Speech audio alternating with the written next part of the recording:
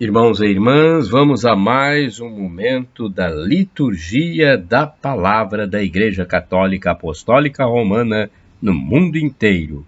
Momento de fé, meditação, introspecção. É hora de deixarmos Deus nos falar.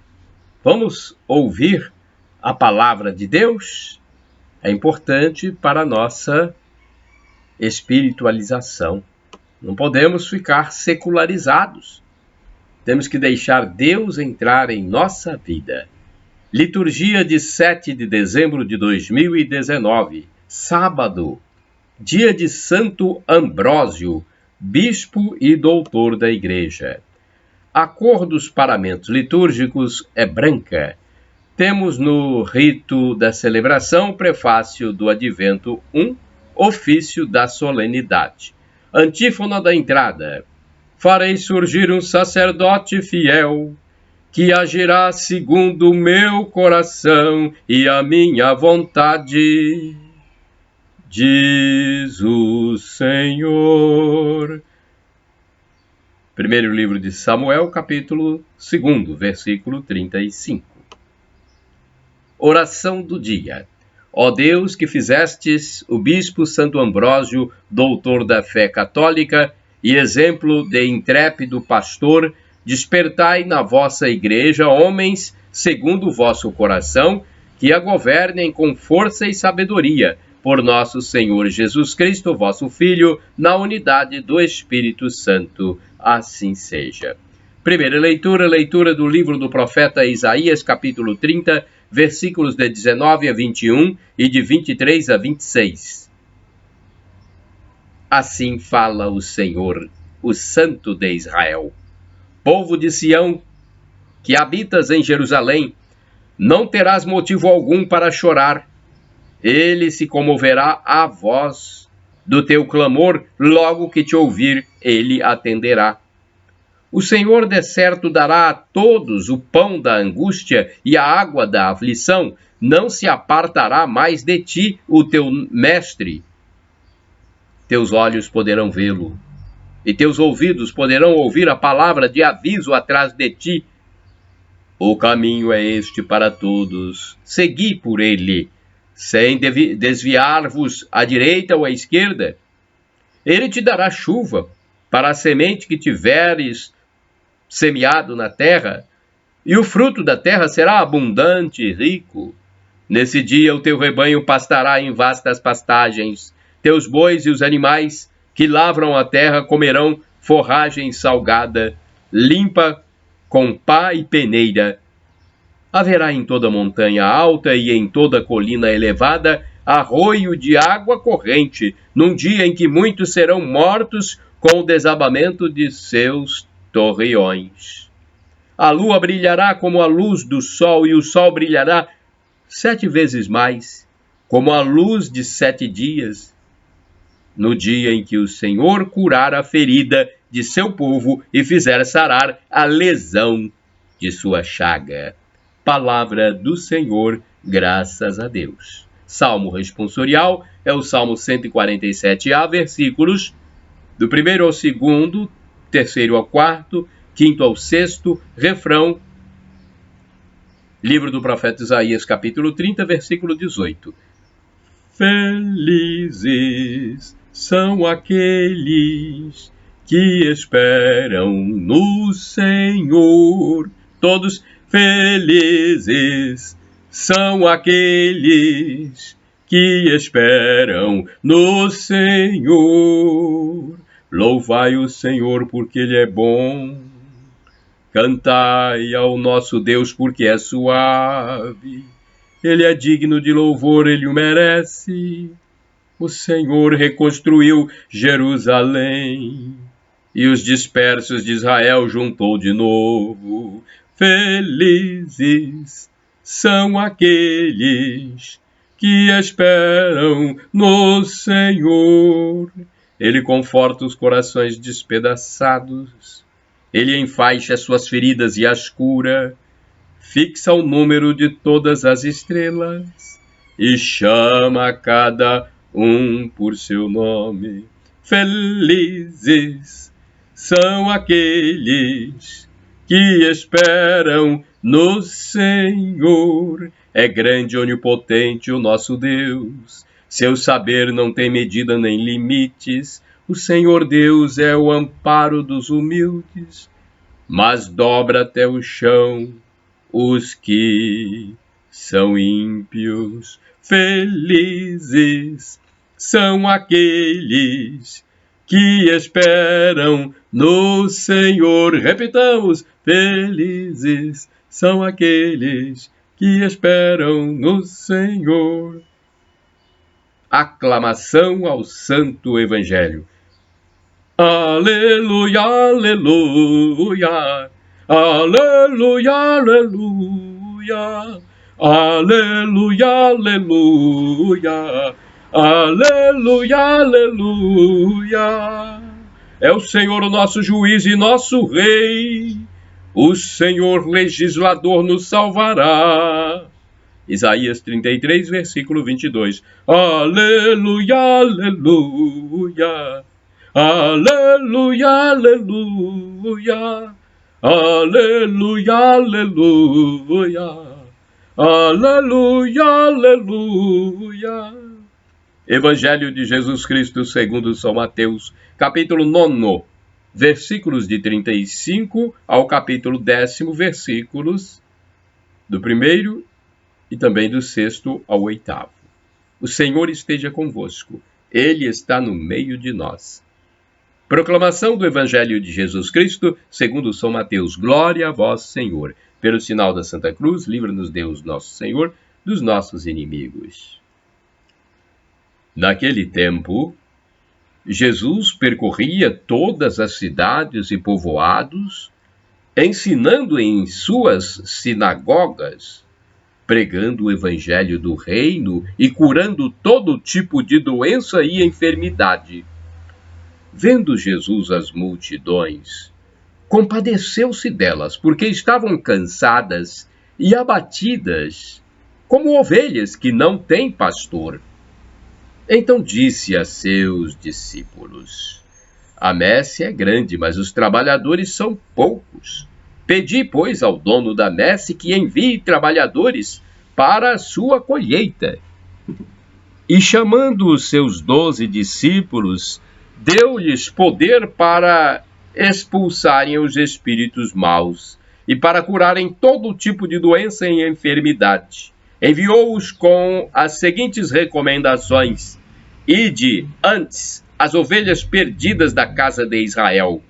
Em vosso caminho anunciai: o reino dos céus está próximo. Curai os doentes, ressuscitai os mortos, purificai os leprosos, expulsai os demônios. De graça recebestes, de graça deveis dar. Palavra da salvação, glória a vós, Senhor. Aleluia, aleluia, aleluia, aleluia, aleluia, aleluia, aleluia, aleluia. Vamos agora à reflexão do texto bíblico para que nós compreendamos melhor. Jesus se compadece do povo que sofre, não somente do sofrimento físico, inevitável para nós que somos criaturas, mas principalmente da opressão do mal.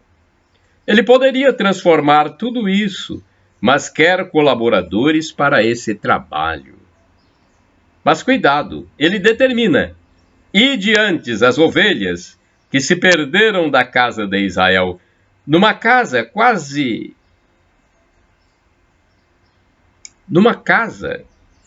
os filhos que merecem mais carinho e atenção dos pais? Não são os bons, a quem prometem prêmios pelo bom comportamento? Pois é, mas Jesus quer que tratem com mais amor e se ocupem primeiro dos filhos rebeldes. Entenderam essa parte aqui? Na casa, na sua residência, quais os filhos que merecem mais carinho e atenção dos pais? Não são os bons, a quem se promete prêmio pelo bom comportamento? Pois é, mas Jesus fala o contrário e diz: se ocupem primeiro dos filhos rebeldes. Nós temos que entender o que Jesus nos fala. E tem uma outra explicação muito boa. Vamos ver aqui a teologia do Antônio Carlos Santini, liderança da comunidade católica Nova Aliança. O e-mail dele é santini@novaalianca.com.br. A liturgia comentada do Santini. Ide as ovelhas desgarradas.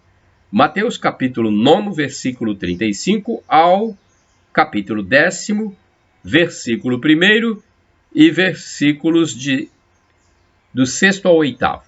Todo pastor sabe disso. As ovelhas costumam tresmalhar. Todo boiadeiro já passou por isso. Um novilho desgarrar e se embrenhar no matagal ou atolar-se no brejo. Você que está ouvindo aí, entendeu? Todo boiadeiro já passou por isso. Um novilho desgarrar e se embrenhar no matagal, atolar-se no brejo. Mas nenhum pastor que se preze fica indiferente ao desastre, como aquele do Evangelho, o que tinha 100 ovelhas e preferiu deixar as 99 no ermo para sair em busca daquela que se perdeu. Vivemos um tempo de ovelhas desgarradas. Sim, eu sei que o ser humano é errático. Seu trilho neste mundo lembra de perto a rota das formigas, que parecem desconhecer a linha reta entre dois pontos. Homo viator, perpétuo peregrino. Vagamos de lá para cá em sufocantes engarrafamentos a cada feriado. Enforcado. A cada feriado, enforcado, entre aspas. Sempre em busca de uma felicidade que está sempre apenas onde a pomos, e nunca a pomos onde nós estamos, como disse Vicente de Carvalho. Mas isto não justifica nossa indiferença diante daqueles que saíram da estrada real e se perderam nas trilhas do erro e do mal. De algum modo, somos todos responsáveis uns pelos outros. Os pais pelos filhos, os mestres pelos alunos, os médicos pelos pacientes, os governantes pelo povo, os pastores por suas ovelhas espirituais. Quando Jesus andou pela Palestina, também ele pôde contemplar o povo faminto de Deus, uma multidão de párias pelas encruzilhadas, mendigos e leprosos, refugiados e sem terra. E Jesus chorou sobre eles. Mas não se limitou a chorar, enviou ao povo os seus discípulos, com um mandado bem específico: ide as ovelhas desgarradas. Esta missão inclui cuidados espirituais, anunciar o reino que se fez próximo, expulsar demônios, mas também cuidados materiais, como curar enfermos, ressuscitar mortos, limpar leprosos, conforme está em Mateus, capítulo 10, versículo 8. Aquilo que recebemos como dom gratuito, fé, alegria, paz, saber, habilidades, deve ser levado àqueles que ainda fazem ou que ainda jazem na descrença, mergulhados na tristeza e na ignorância. E quando os desprezados deste mundo,